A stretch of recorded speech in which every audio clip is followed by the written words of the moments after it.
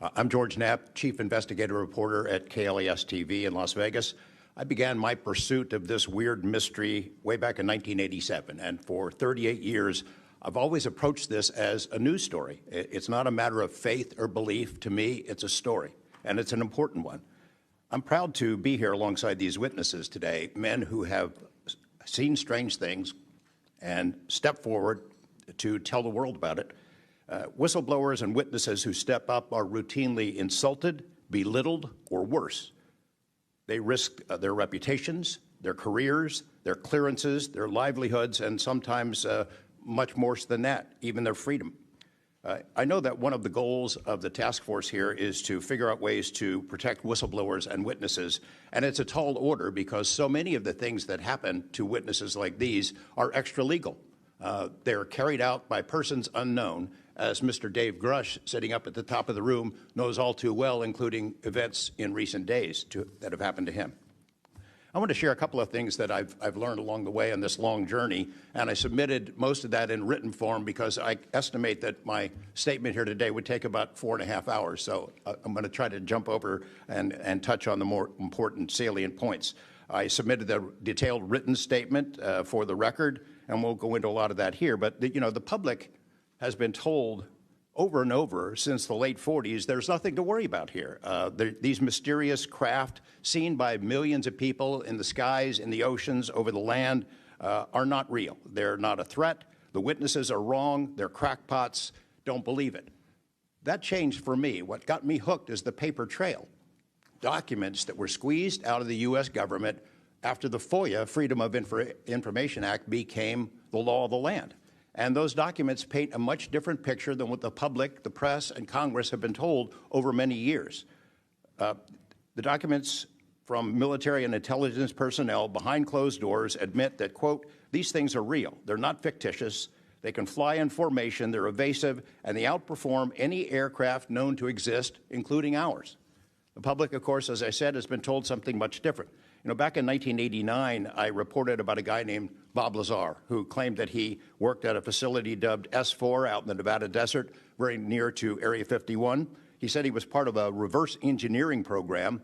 He said there are alien craft that will be taken apart to figure out how they operated out there, and that was a pretty tall order. I had clearly taken a dive into the deep end of the pool there. But in the years since then, I've interviewed dozens of other people, and I've detailed what their testimony has been in the written statement. They include Senator Harry Reid, Senator Howard Cannon, also of Nevada, a guy named Al O'Donnell, who was the first general manager of EG&G in Nevada, which managed the Nevada test site, which blew up hundreds of nuclear weapons.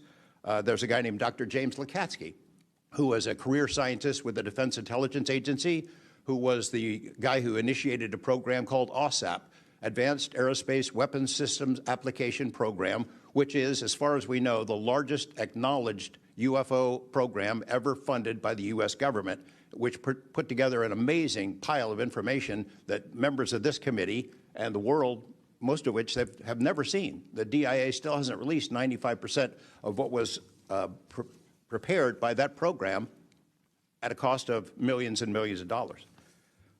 The one name I do want to bring up in this session, though, is Robert Bigelow. So looking into the idea of crash retrievals and reverse engineering, while AAWSAP, that program, was active, the DIA's contractor, Robert Bigelow of Las Vegas, made a bold attempt to acquire physical proof of UFO crashes.